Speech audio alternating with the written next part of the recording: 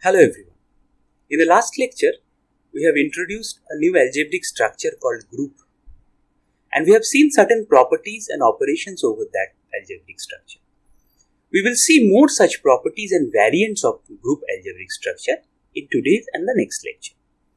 To begin with, first let us try to relate two such group algebraic structures with one another. So, which we call as group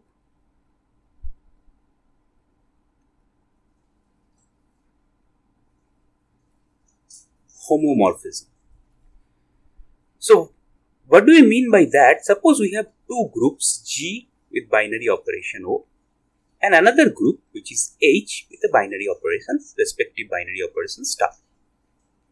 We define a function f from this group to the other group in such a way that, and we call that this function is called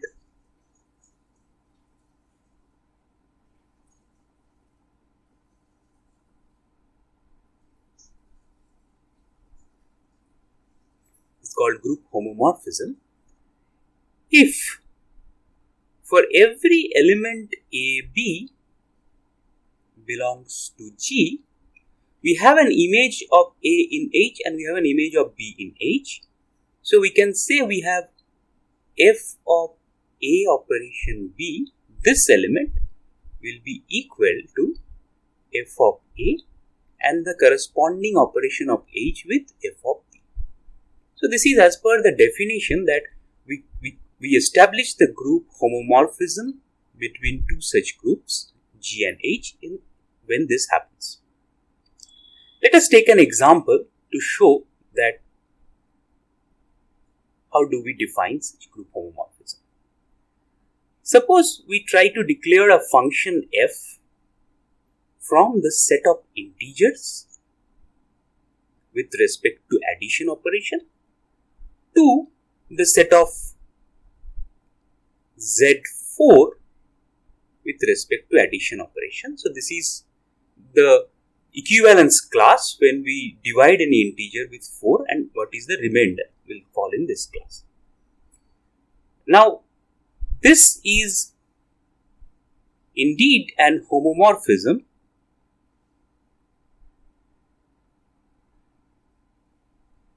because you define this way that if x belongs to Z for every x, you define it as it belongs to the class this, which is basically, this class is basically nothing but all the elements that are of this form such that k belongs to integer.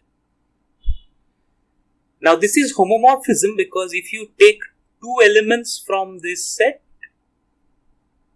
and I perform any two element this operation, this will lead me to the corresponding fx plus y, which I know is basically fx plus fy. Sorry, this is which I know to be x plus y, which is basically fx plus fy. This plus is over Z4. So therefore it qualifies the properties of homomorphism, hence f we can say as a homomorphism from integer to Z4. With that, let us now try to define, so we can define such homomorphism with the other set as well. So we can easily say that in general we can define a function g in general from the set Z plus to the set with this where your n belongs to here. So this is indeed, so we can define such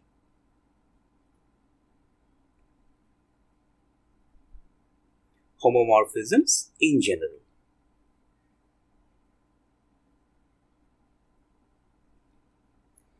So with that, let us try to see some of the properties that this homomorphism satisfies.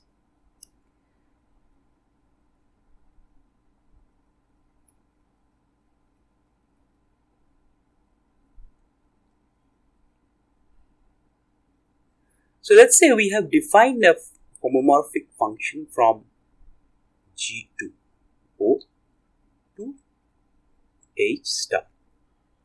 And we know that here, let's say EH is the identity element of the group H and EG is the identity element of group G.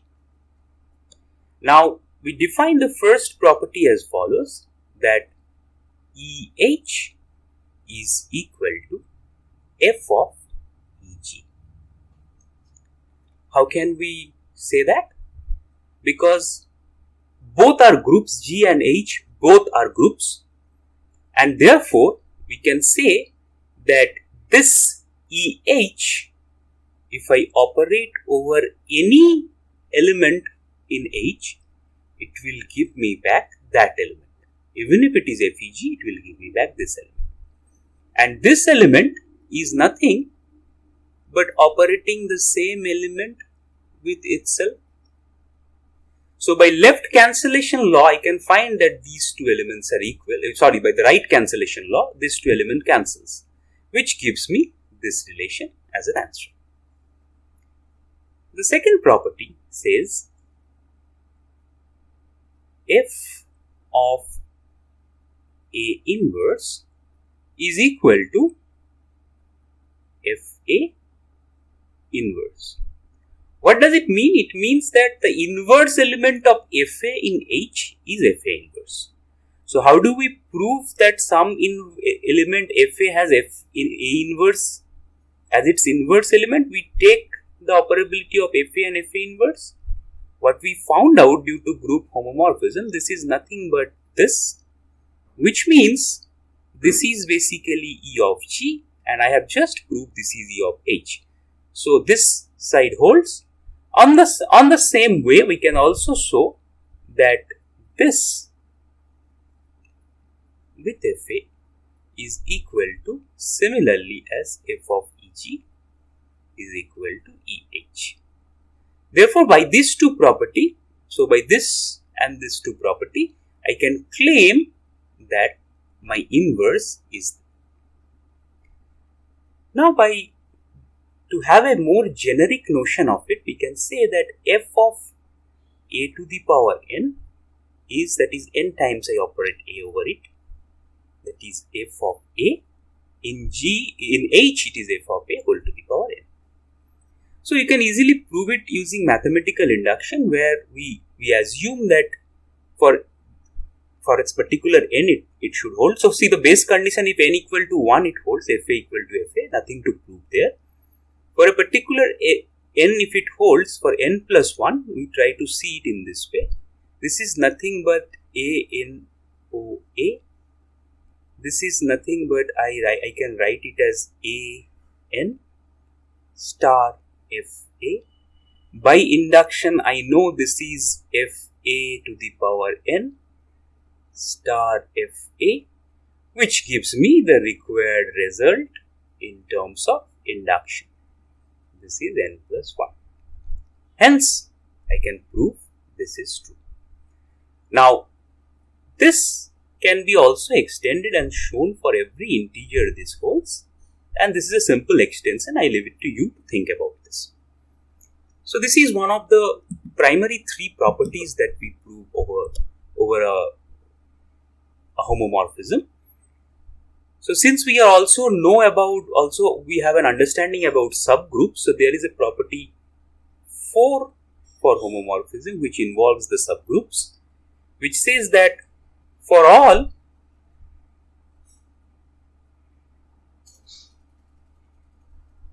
subgroups H of G,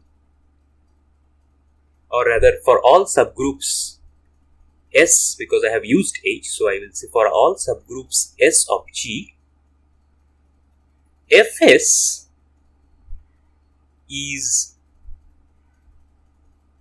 a subgroup of H. See, this is pretty easy to prove, because the property of subgroups to hold, to prove this one as a subgroup, I need to prove that the closure holds and there is an inverse that holds. So let me have a proof for this. So what I will try to see that for, let's say for two elements A, B, any two elements A, B belongs to G, I have X equal to Fa belongs to H and Y equal to Fb belongs to H. Now, for any two such elements A and B, since I claim this way, so for any two elements, let us, for the sake of subgroups, since we started off with, let's say for any two elements S, this also holds, and this is basically Fa, and this is basically the subset of, I would also write it as, this is the image of S, it belongs into, so I could write it this also. Now, if I say I have an operation X star Y, which means it is basically Fa star Fb, which is basically F of AOB due to homomorphism, is basically, see, AOB belongs to S, so this belongs to F of S. Hence, so this proves the closure property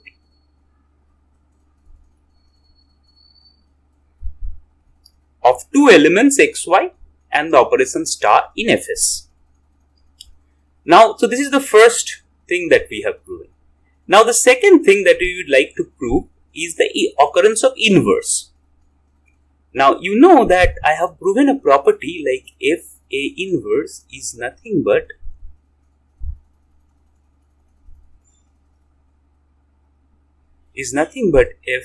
Fa inverse. So with that, I can say that for, so see that this Fa inverse belongs to Fs. So this inverse will also belongs to Fs. Since A inverse belongs to S, Fa inverse belongs to Fs. So since this element inverse will also belongs to S. So this proves that the existence of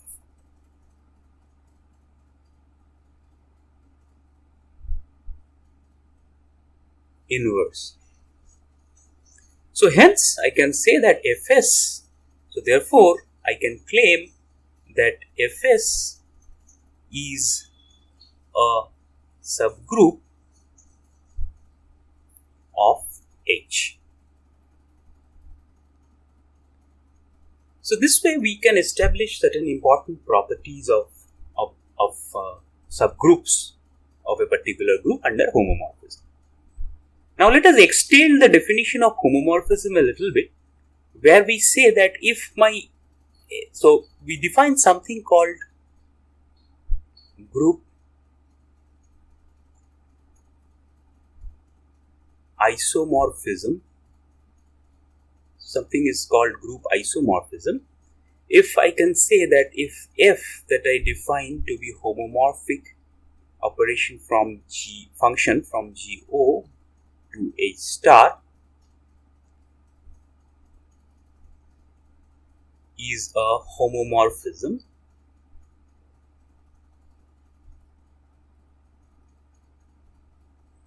and if I say F is bijective, that means it is 1-to-1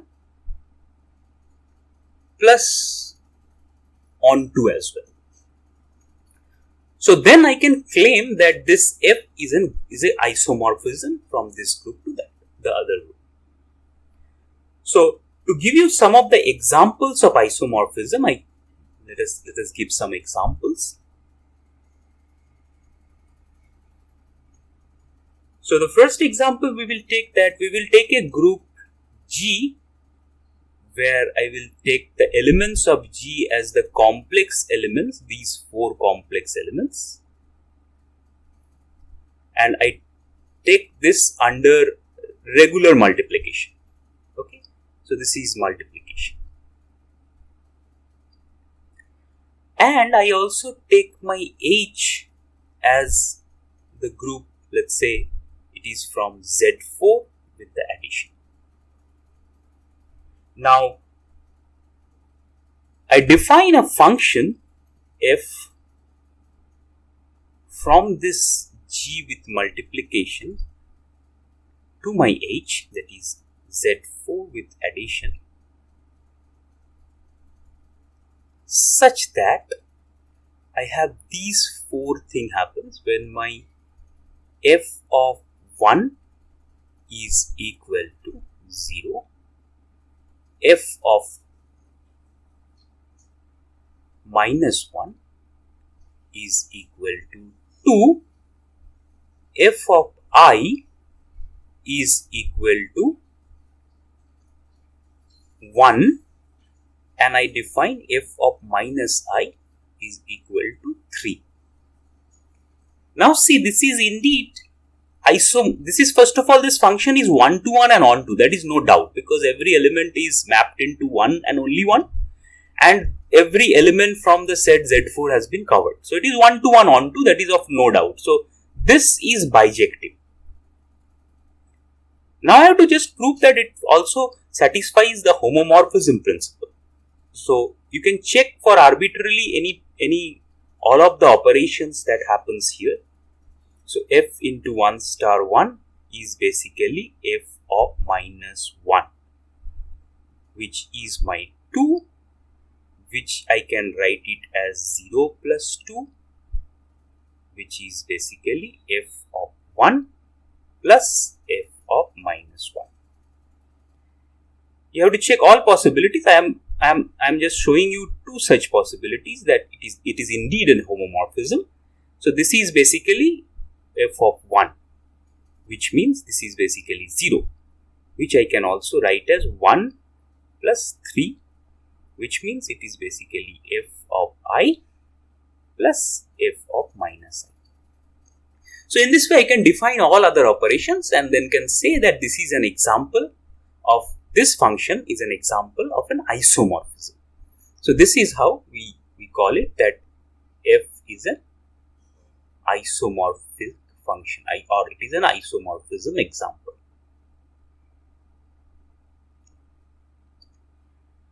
So very interestingly, if you try to look into this set of G, so what you find in this set of G is the fact that if you see the set of complex numbers that I have taken, and which forms a group anyway with multiplication,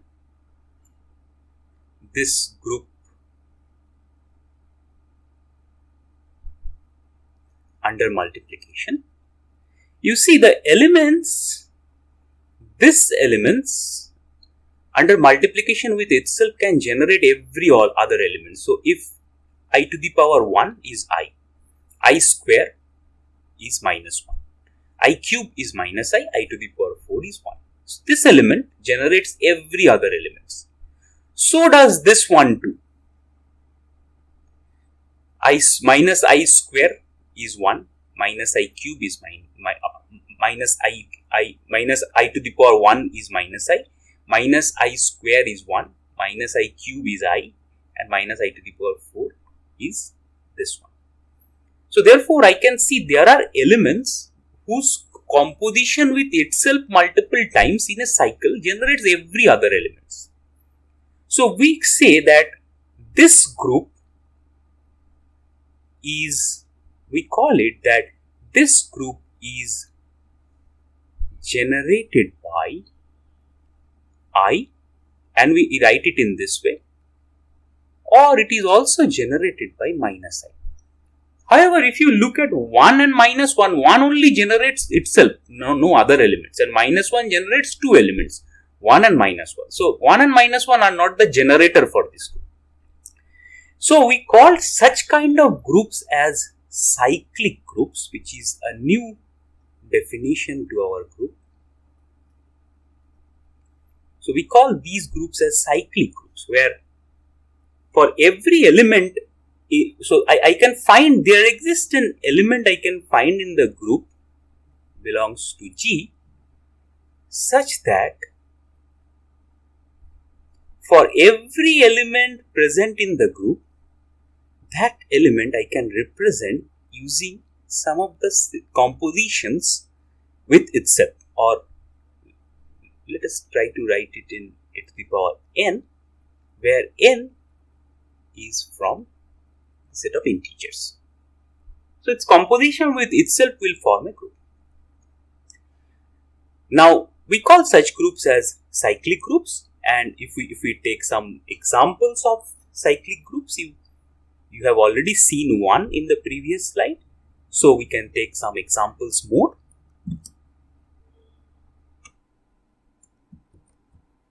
So one of the examples could be, if I take the group H is equal to Z4 with respect to plus. This is a cyclic group. Why? Which is the generator element here? The generator element you can find is 3 is one of the generator element, because 3 to the power 1 is 3. 3 square, which is 9, which is basically, 3 square is 3 plus 3, so 2 times, it is an addition operation. 3 plus 3 is 6, which is basically 2. 3 cube is 3 times addition. Addition is my operation, which is 9, which is basically 1.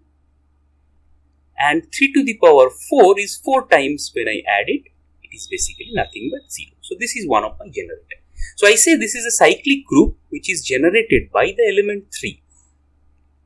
Similarly, under addition, it is also generated by the element 1 itself, because 4 times, so 1 time you add 1, it is 1, 2 times it is 2, 3 times it is 3, 4 times it is 0. Right? So 1 is also a generator of this group. Another example, the popular example that we usually follow in our groups, that is, if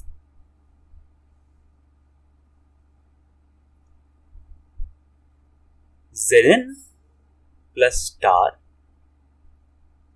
if it is a ring, or in other words, we have taken at Z9 plus star as a ring. So all the units of the ring, so we call it as U9 under multiplication operation. So all the units of this forms a cyclic group.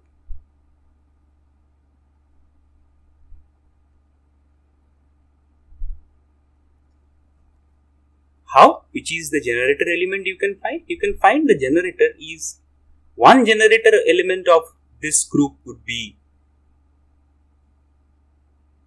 2, because if you see 2 to the power 1, it generates 2.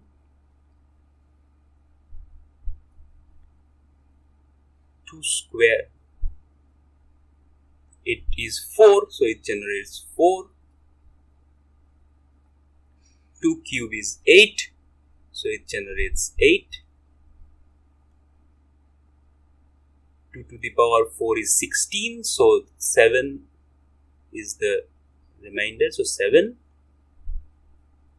2 to the power 5, 32, which generates 5. And finally 2 to the power 6, which is 64, which is 1. So see, 6 elements of U9, everything is generated by 2. So hence we will call this is a cyclic group. And so my generators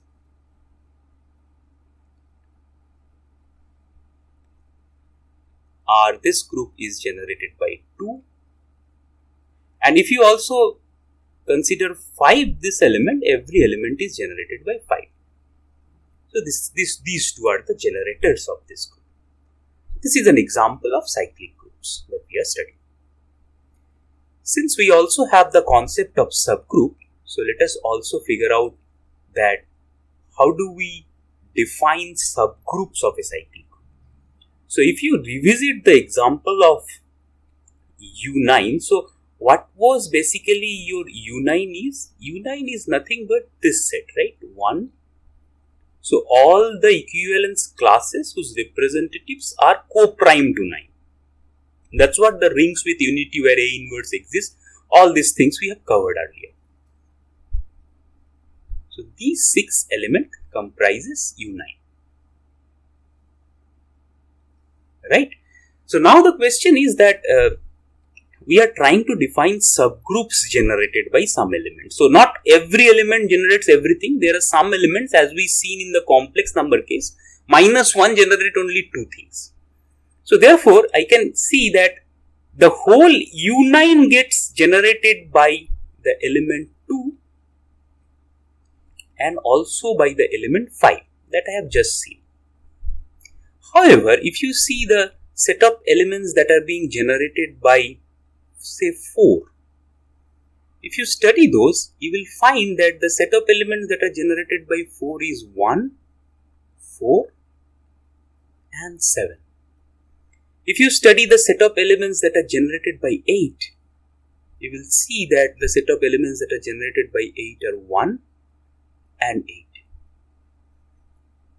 Which says that not every element is the generator for the whole set. And similarly, for 1 being an identity element, so any element, if it is an identity element, it can generate itself only, right? Because how many ways you operate it over the same element, it will only generate itself. So therefore, you can see there are subgroups generated by a group G. So we call this concept. So this particular concept leads us to define something which is known as subgroups generated by certain element X in a group G. Basically a subset of elements that can be cycled and found out from this X to the power i's. So why we define such thing? Because we will try to also prove certain properties over this subgroups as well. So similarly, if you take certain other examples, so this is one example that we do. The other example of the subgroup, if you try to figure out with that complex number case, so you will see that 1 minus 1 I minus I. This is a group, rather a cyclic group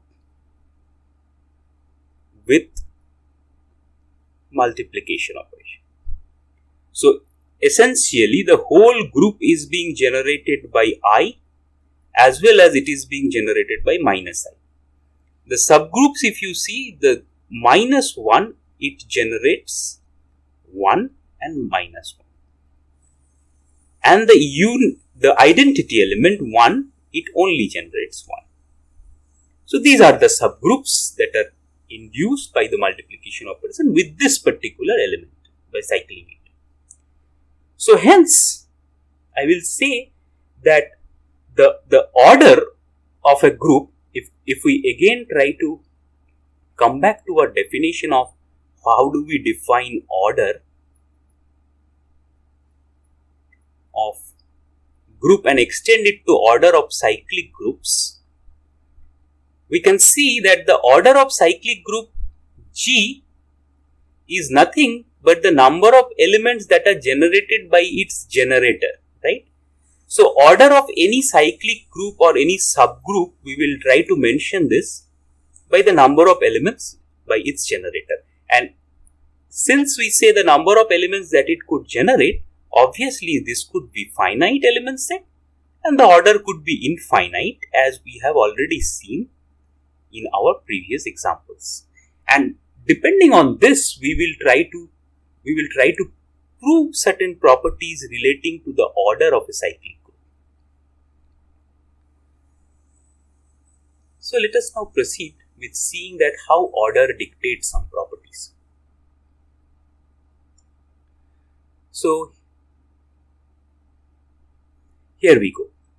So first of all, let us try to see one thing, that when do we say that our order is finite and it's a cyclic group? That means I am saying that this is a cyclic group and this is finite. So one case would be that my element A is itself the identity element, which is a to the power 0, one element. So in that case, I will say that you have seen examples that with identity element, whatever you generate, the order would be 1. Now, as for the second purpose, we will try to see that if my A is finite and it is not equal to the identity element, when A not equal to the identity element, what can we say about the order? So since A is not equal to the identity element, therefore the elements that are generated by A, it will be of the form of this, and since we are saying it as a finite length, so this would be of the form of this, let's say till a to the power some value of k. Or we can, in short, we can tell that this is a to the power m, or rather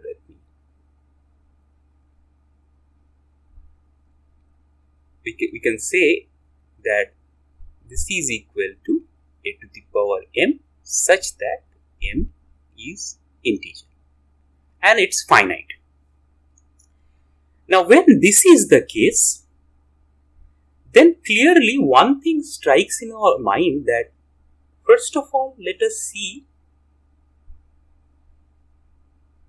that any two of this finite element set can be equal or not.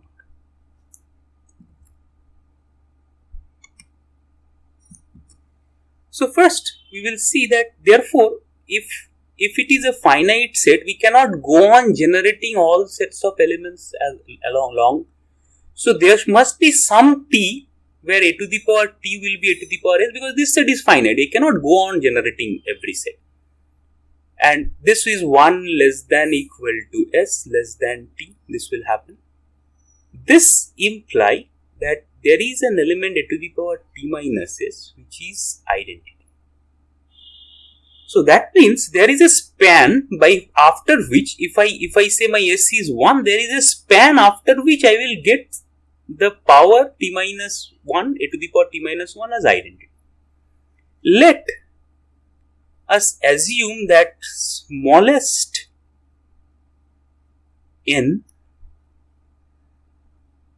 such that a to the power n is equal to e.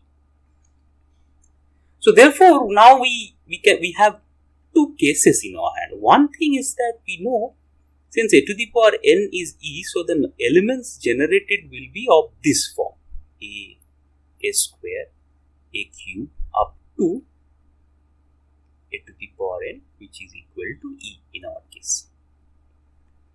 Now here inside it, this set, obviously the order of this set must be greater than equal to n. Why? Because if it is less than n, then if it is less than n, otherwise, if it is less than n, I have two elements, a to the power u should be equal to a to the power v for 1 less than equal to u less than v less than equal to n. And what does this reveal?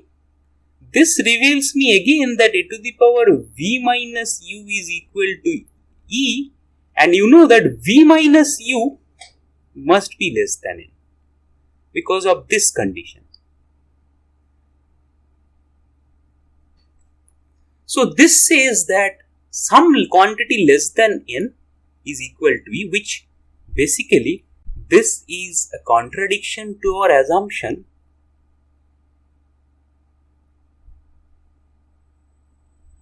n is minimal or the smallest, because we have chosen smallest n. So this cannot happen. Hence, at least we know that this would be, so this cannot be less than n. So we now know that this is greater than equal to n. Now what happens if it is greater than n? If this set is greater than n, then what happens? It means that I have a set of elements of a to the power I format somewhere beyond n.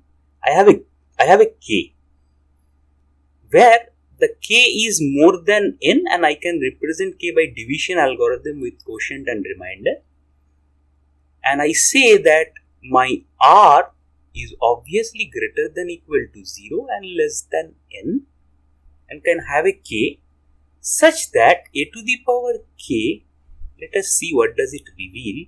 It will reveal a to the power qn plus r, which means a to the power n to the power q into a to the power r, which means this is a to the power n is our e, smallest n that we have already figured out. So this means that this is actually a to the power r. Now see, now if we have an element a to the power k also, it is a to the power r, where your r is less than n. So any element beyond this limit is also a member of this. So there could not be more element than n. So it brings us to a very interesting observations that if I can say that the order, so I can say a order of this is a very interesting observation for order of cyclic groups. I can say order of the cyclic group generated by A is equal to, or rather we also write it in this way, is equal to n. When I can write a to the power n equal to e for smallest n. So in this cyclic group, where do I will find a to the power n equal to e? That smallest n is my order. So this is basically how do we determine the order of a cyclic group and define it. Now when we have defined such an order, so immediately the obvious question comes to our mind is this property. So the property of, let's say I have a cyclic group generated by A. So let's say A, so this is a particular property or theorem. A is cyclic group with a to the power n is my e. Now I will try to see that if I have a k such that I have a to the power k is equal to e, then I will prove that n must divide k. So how do I prove about this one? Since you have already seen, so a k exists where this happens. So let's say by division algorithm. So by division I can assume that k is equal to some quotient into n plus r, where I can say 0 less than equal to r less than n. Now what happens to my a to the power k? My a to the power k now becomes a to the power qn plus r, which is a to the power n whole to the power q into a to the power r, which means it is e to the power q, because a to the power n is e in my group, a to the power r, which is nothing but equal to e into a to the power r, which is a to the power r. Now what does it contradicts? Again it contradicts the minimality, because r is less than n. So now see that if, so because r is less than n, so if a to the power k is equal to e, given to me is equal to a to the power r, then I contradict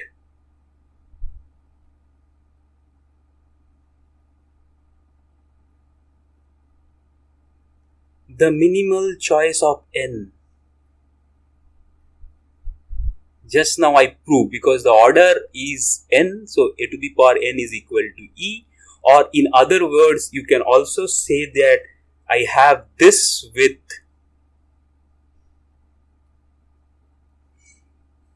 my order of a is equal to n. So this contradicts the minimality of n. Again,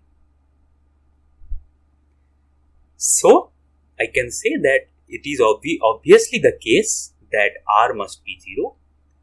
So my R has to be 0, which may imply that a to the power k is equal to a to the power qn, or rather the other way, if we say that k is equal to qn. So it implies that k is equal to qn, which means n is n divides k. So this proves the theory. So now with this concepts of orders and the theorems of the order of a group is a to the power n equal to e, let us also move into some of the properties of cyclic group along with homomorphisms involved in it. So first let us take an example and then we will try to see the generic formula for it. So let us see the cyclic group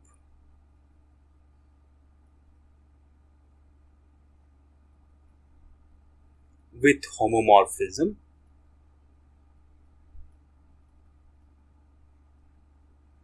And let us take an example first.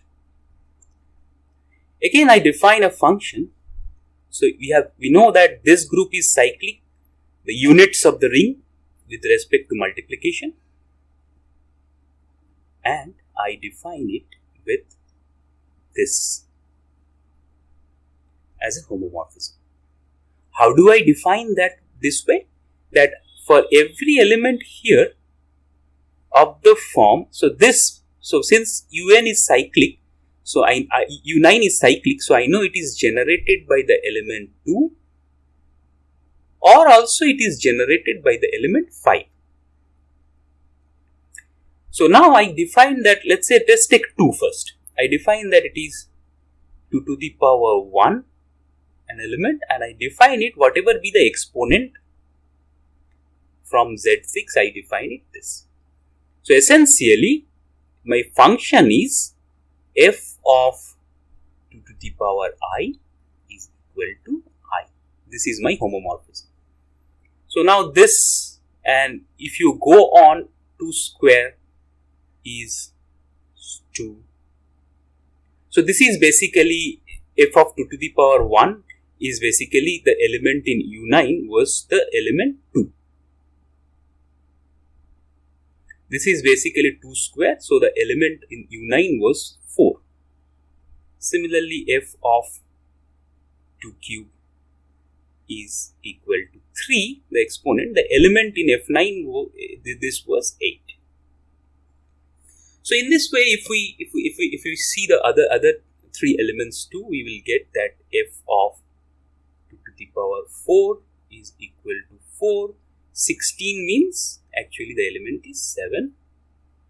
F of 2 to the power 5 is 5, and the element there is 32 means 5.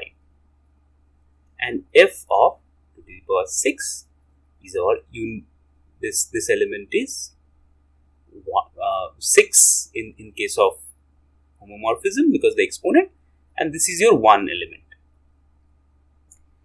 So what does this reveal? That now if you try to see the homomorphic property, you take any 2 to the power m and operate with 2 to the power n with multiplication. It results that f 2 to the power m plus n. Due to homomorphism, this is the exponent where you map into, so you map into this. And now this is nothing but in the set Z6, this is m plus n. And when we write m plus n in the set Z6, it is basically 2 to the power m plus f of 2 to the power n. So we have the homomorphism is defined. So homomorphism is defined. Now you can see this is also a function which is 1 to 1 onto. So it's an isomorphism because for every 2 to the power I and 2 to the power I goes from I1 to 6. And for every of them individually we have 1 to 1 mapping to Z6. So therefore it is also isomorphism as well.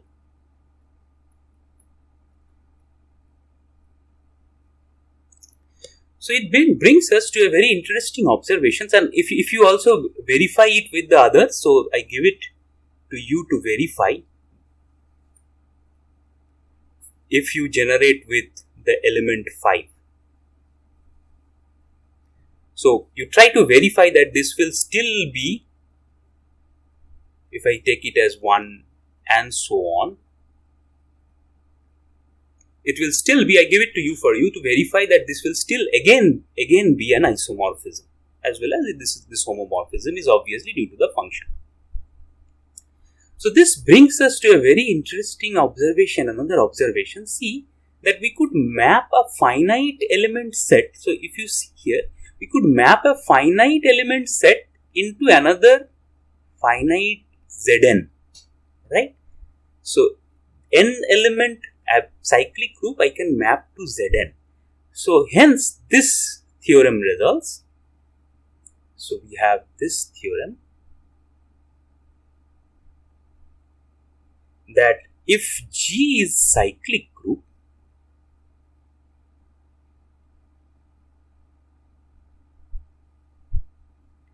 and we have, let's say there are two conditions of this particular theorem. Condition 1 is the order of G, so G is a cyclic group, and if we say that the order of G is equal to infinite, then we could declare a isomorphism from this group to the set of integers with addition. The second thing says that if your G is finite, as we have seen an example, then we could have a particular isomorphism from this to Zn, where G is finite and this number is n, and which is obviously greater than 1, Zn plus. So here we can find F as an isomorphism. So the proof is pretty straightforward, because here, because see that in case of infinite, so what you declared is your function to be as, since G is a cyclic group, therefore there is an element to the power k where every element can be generated with. So I declared this as k, so I am proving the first case, this as k which belongs to Z. See, for every iteration till infinity I will have one element mapping, so this is an isomorphism, this is 1 to 1 and on to, so it's an isomorphism, and this is my homomorphic function. Verify that this is a 1 to 1 on to, okay. And second case, for f an element, generator element a to the power k, I will just do that, it's an equivalence class k. So this equivalence class k will be inside in Zn. So this homomorphic function, as we have shown an example previously, is also a 1 to 1. So both of these functions are 1 to 1 and it's an all to function. And why this is a function? Because two different k1 and k2, if k1 not equal to k2, then they belong to two different classes, right? So if in the class k1 not equal to k2 happens, it is bound that a to the power k1 will not be equal to a to the power k2. Okay, so it's a function. So no single a to the power k is mapped into two different classes. So it's a function, and this is my homomorphism.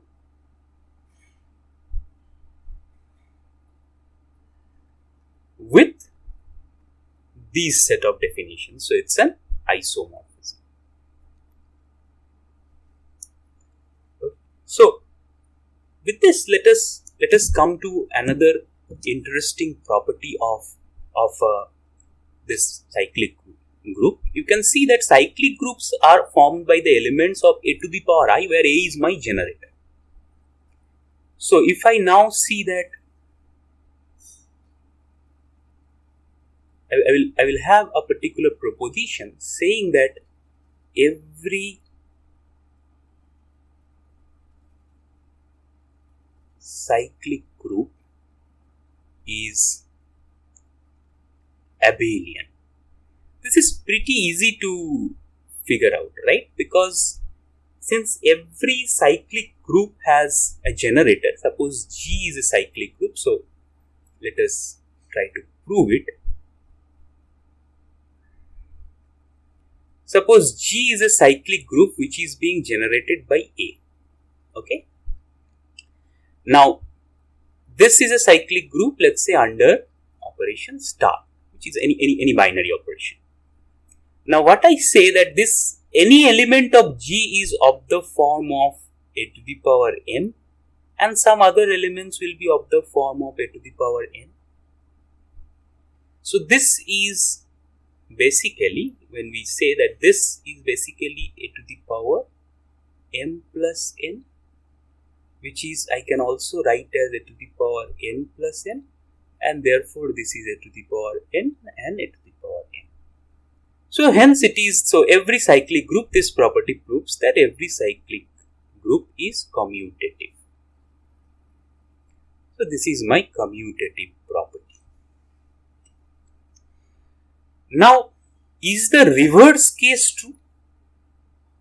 Is the reverse case is also true? Is every abelian group cyclic?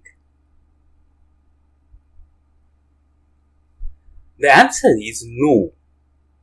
And since to have no answer going, you need to just show a counter example. So let us try to see a counter example of such a group.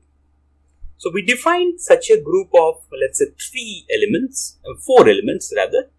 So we define an abelian group of 4 elements where my group elements are identity and let's say A, B, C. And I have the group operations as defined as this. So let us just draw a table for that.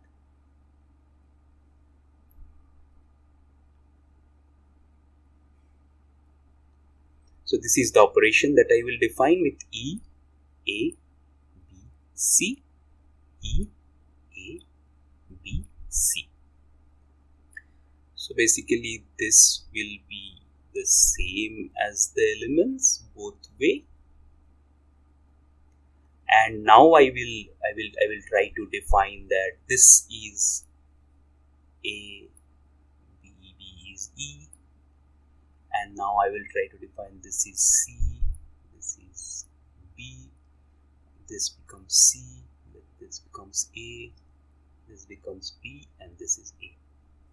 Now see, this particular group that I have built is commutative. Why? Because you see A operated by B, you check any 2 element operation, A operated by B gives you C, which is the same as B operated by A, because I have made a symmetry here, right? But this is not abelian, this is not cyclic, because you cannot find any of the element spanning every other with this operation, because A operated over it 1 time, 2 times, 3 times does not provide every other elements.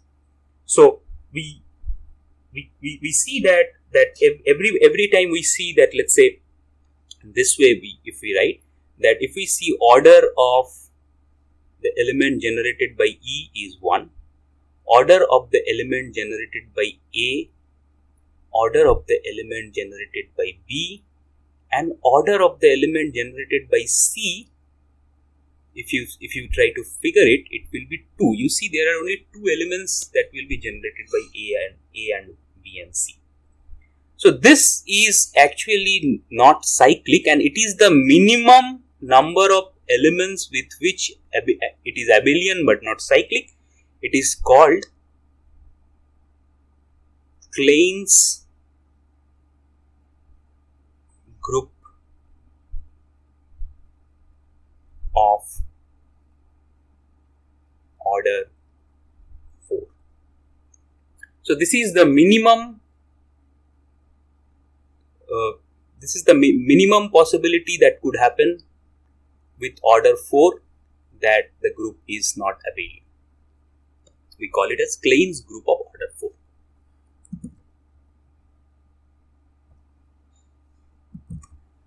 So indeed it is abelian, but it is not cyclic. Let us move on to one of the last and important property of such kind of a groups. So this property says that every subgroup of a cyclic group is cyclic. See here, what we indeed found out is the fact that every element produces a subgroup. Now, this example, if this group was cyclic, then every element would have produced a cyclic group. So if you see the previous two examples here, let us come. Yeah, so the subgroups that are produced by this group. So this I need to prove now. Let's say this ring of unity is this one. I will try to prove that every subgroups like this one and this one must also be cyclic. So every subgroup produced from cyclic group is also cyclic. So this can be proven in the following way. So my theorem says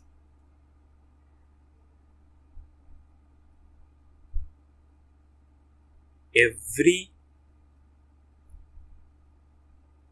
subgroup of cyclic group is also cyclic.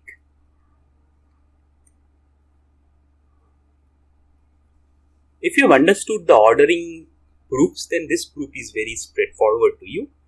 So let's say we have H is a subgroup of G.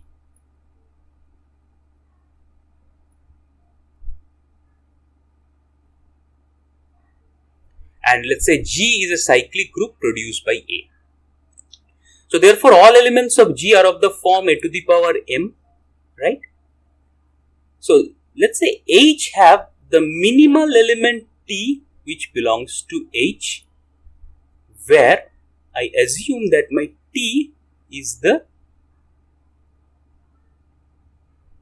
minimum that it belongs to H. So now my claim is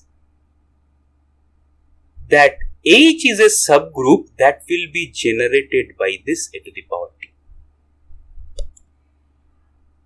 Now, in order to have contradictory argument, let us have an element B which is a to the power S, which does not belong to H, and it gets produced by a to the power T.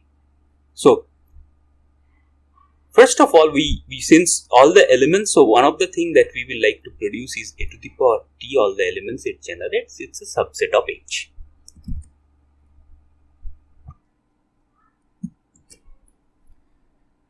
Now, when this kind of a B element exists in as form of a to the power S, I can write a to the power S is nothing but S. So for this S, I assume that my S is greater than T, greater than equal to 1. So for such S, I can write it is a to the power Qt plus R, where 0 less than equal to R less than T. Now, what does this imply? This implies that a to the power R is equal to, so this is a to the power T to the power Q into a to the power R, if we take a to the power minus T in both sides. So a to the power T into, a to the power T to the power minus Q.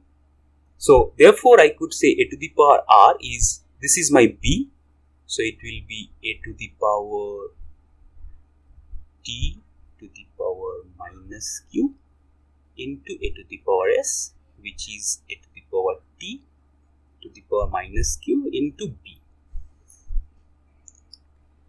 Now see that I assume that this particular element a to the power t minus to the power minus q into p.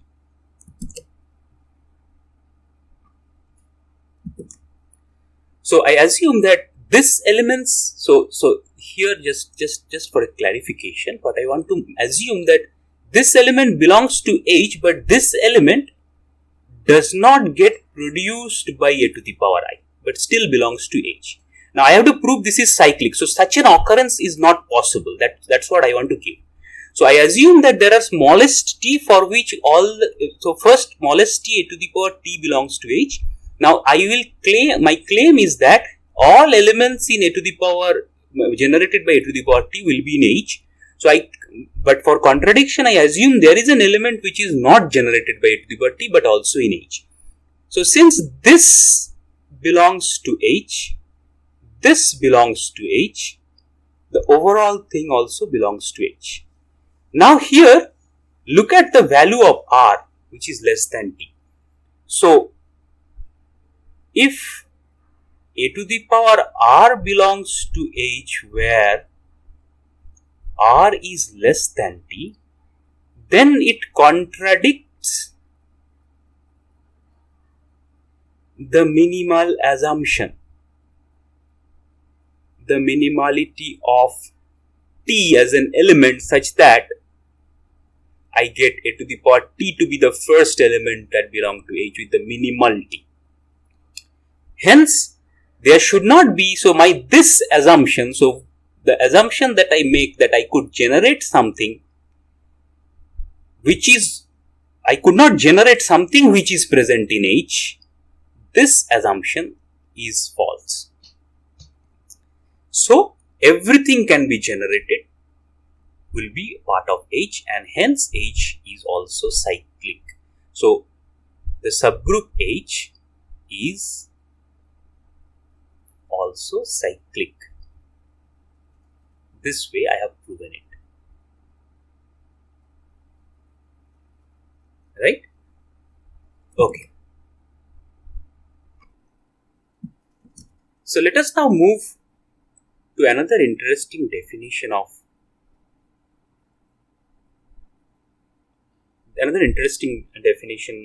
like which is called the cosets.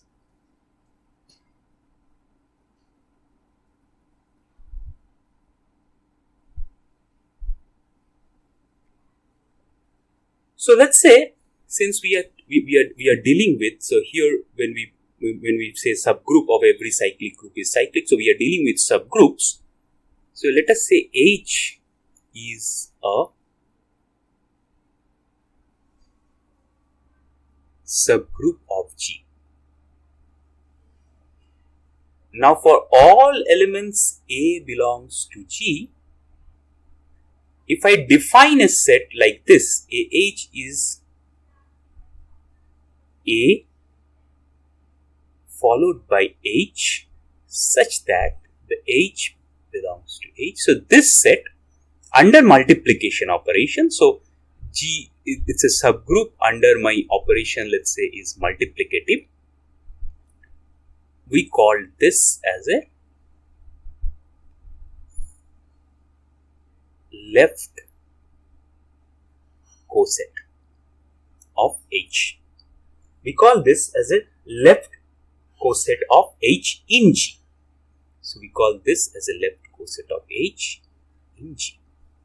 Similarly, we could also define H into A is equal to HA such that my H belongs to H. So this way we can call this as the same way. So this is my right coset of H in G. And so this is what for the multiplicative thing. So now if I go for additive,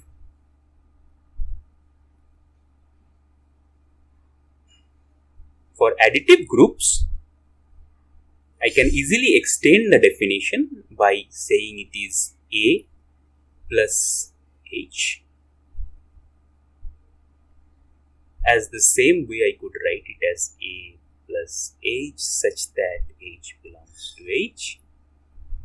and H plus A is equal to H plus A such that H belongs to H, and this is for all A in G.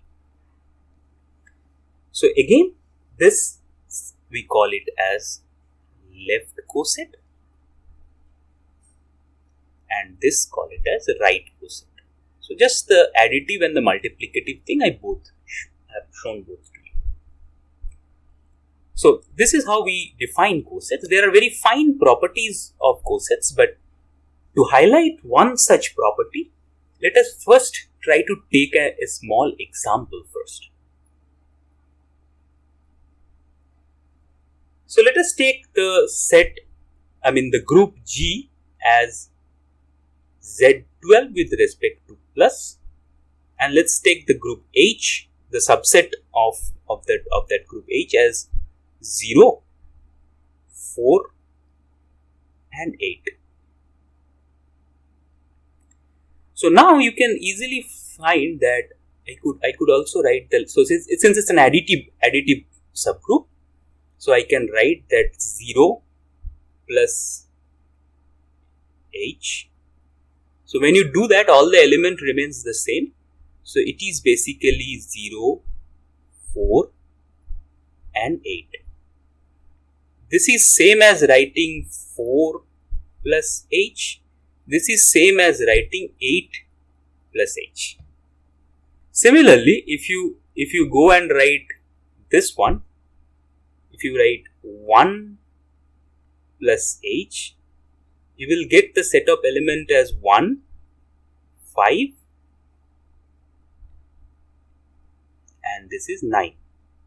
So this is same as writing it as 5 plus H, same as writing it as 9 plus H. Now I just leave it to you that there are other cases will be possible. So this is you can see this is H itself. The other cases are 2 plus H, just go on writing those, 3 plus H. So all these are left cosets as per the definition of cosets are concerned. So all these are left cosets. Now an interesting observation is that you see that the element subset that we are forming for G is basically when we say H union 1 plus H union 2 plus H union 3 plus H, right? So this induces the set of all cosets induces what is known by a partition. Remember the partition when we declare functions? This is a partition of G. So it induces a partition. So we will try to prove and see each of the cosets, left cosets that is formed from the subgroup H are of disjoint in nature. So we will try to prove these properties soon. So our property says that,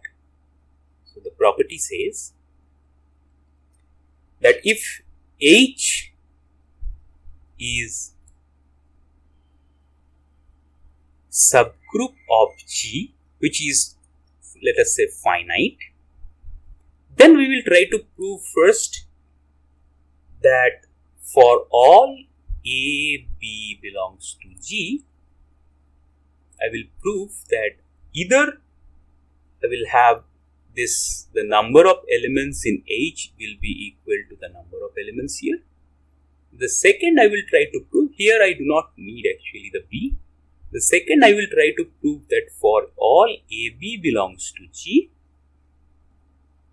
AH intersection BH is null, or I have AH equal to BH.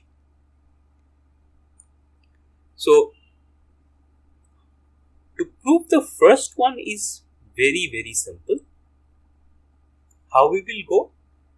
See the set AH, how we define it. We define AH as this, right? Now, since we define AH for every H as this one, so this set is obviously, so therefore it follows from the fact that for every H I have a AH value. It follows from the fact that this set must be less than equal to this. Now, if it were just less than, is less than condition at all possible? It is not possible because, see, if it were less than, then I have some H1 and H2 for which both of them will be same. If I have AH less than H. Now, AH, all of them are part of G because H is a subgroup of G. Now, if they are part of G through left cancellation, I will have H1 equal to H2, as H1, H2 and A all are part of G. So, this, since I assumed H1 not equal to H2 for different elements, so this cannot be the case. Hence, all of them points to this, the fact that I have these two sets as equal. Now, going for the second proof, so this is the first one. So, going for the second proof, as we usually do, we will assume that we will assume the fact that AH intersection BH not equal to phi. So, if that is the case, which implies there is an element C which will belong to their intersection, I am assuming they are not equal to phi. So, their intersection has one element at least. Now, since their intersection has one element, so let us call that element, that if their intersection has one element, so let us call that element C as A of H1 is equal to B of H2, because it's an intersection, so this element has this for both format. So, now let us say that for an X belongs to AH, it means X has the form AH for some element H in H. For some H belongs to the set, I have this form. So, what does this form reveal? This form reveals the fact that what is A here? From this I can find A equal to B H2 H1 inverse. So, therefore, I can find A here as B H2 H1 inverse operated with H, which is equal to B into H2 H1 inverse H. See, all of them belongs to H. So, this composition also belongs to H. So, this belongs to B H set. So, therefore, I started off with AH, which pushed me to from X equal to AH also belongs to BH. So, it implies, so now we can say that it implies AH is a subset of BH. The other way is equally, you can prove the other way, that you take an element Y belongs to BH, which means you have Y of the form B small h, and from here, the same way from this relation, you can derive that my B is equal to A H1 H2 inverse. So, this will give you as A H1 H2 inverse into H, which is basically A H1 H2 inverse H, which is basically belongs to B, which belongs to AH. So, this gives you the relation that if your Y belongs to BH, so BH is also a subset of AH. So, hence with these two I can say that my AH should be equal to BH whenever I have a common element between them. So either this will be true, and assuming that this is not true, I can found that this is true. So this is how we can formulate this or prove this one.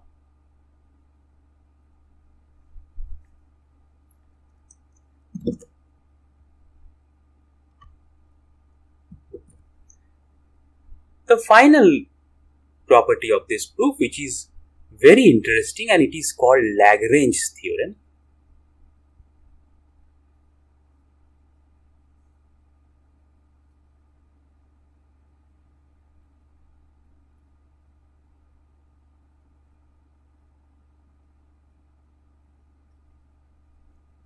Which says that if G is a finite group of order n, so if G is a finite group of OG, that is order of G equal to n, and H is a subgroup of G with O of H equal to M, if these two are the case, then obviously M divides N.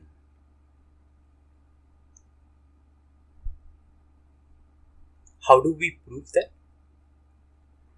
So this is pretty tricky as well as interesting. Let us try to think in this manner. First of all, since H is a subgroup, if G is equal to H, we are done. So if G not equal to H, the other case, so otherwise, we have this G not equal to H, which means there is an element A which belongs to G but doesn't belongs to H, because H is a subset of G, so there must be an element that belongs to G and not belongs to H. Now let us try to construct, since A doesn't belongs to H, now let us try to construct that, therefore we can say that this will follow a set AH. If we construct, this will not be the same as H. So if it follows that this will not be the same as H, so that means that I can say my AH intersection H is null. So now if these two induces a partition of G, which means that now I can say from here, if my G is basically H or AH union H, then mod G, the order of G is nothing but 2 into the order of H. So if it induces a partition, otherwise, if this is not the case, then there must be an element B which belongs to G but doesn't belongs to this set. Now when this be the case, this belongs to G, doesn't belongs to this set. Now if you see that since this does not belongs to this set, so since B does not belongs to AH union H, so therefore I can say BH also does not, BH is also not equal to what we call as H. That is, BH intersection H is phi. Now if let's say G induces, again G is induced, so B, this is phi, and also B doesn't belong to H because this is an union, so this is also BH intersection H. So this means that the set H, BH and AH are disjoint, and if now G becomes AH union BH union H, three disjoint sets, then I can see the length of G is nothing but 3 into H. If not, I again get a member C which belongs to G minus AH union BH union H, and this process will continue so on until, remember, G is finite. So therefore, somewhere down the line, I will end this process by saying that somewhere down the line it will be the case when at the end somewhere G must be equal to A1H union A2H union so on up to AKH. So it must be the case that somewhere down the line I can get a k element partition of G which inducing G, because it's a finite every time, otherwise I will repeat this process, which implies the length of G is k into the length of H. That means that the length of H is M and the length of G is N, so that means M divides N.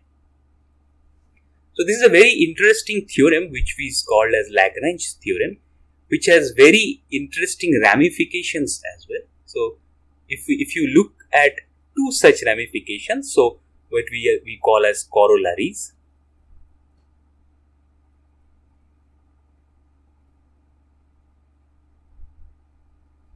So one corollary will say that every finite group of cyclic finite group, so if G is finite group and for all elements A belongs to G, the order of the elements that are generated by A, so the cyclic group that is generated by this elements divides the order of G. Or we can say that this divides the number of elements in G. The second corollary is pretty interesting to prove, is that every group of prime order is cyclic. So every group of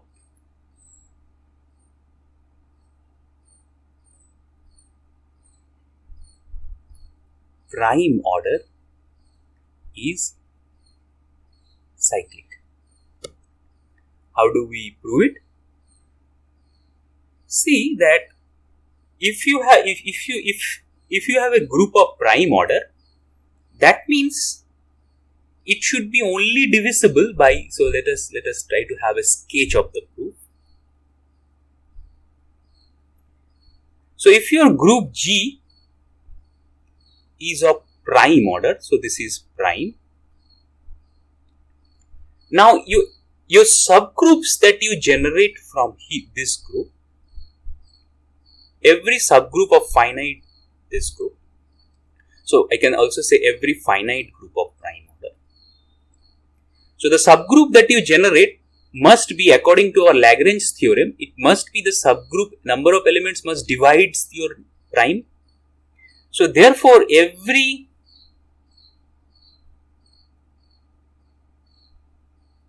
subgroup must have one or p elements.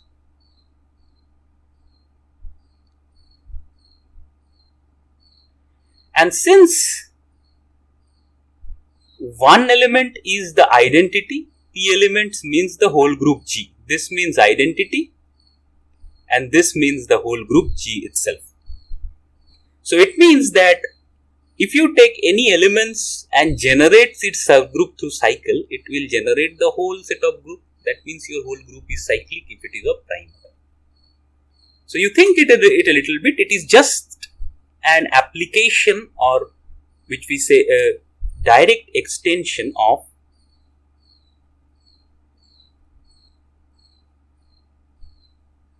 Lagrange theorem.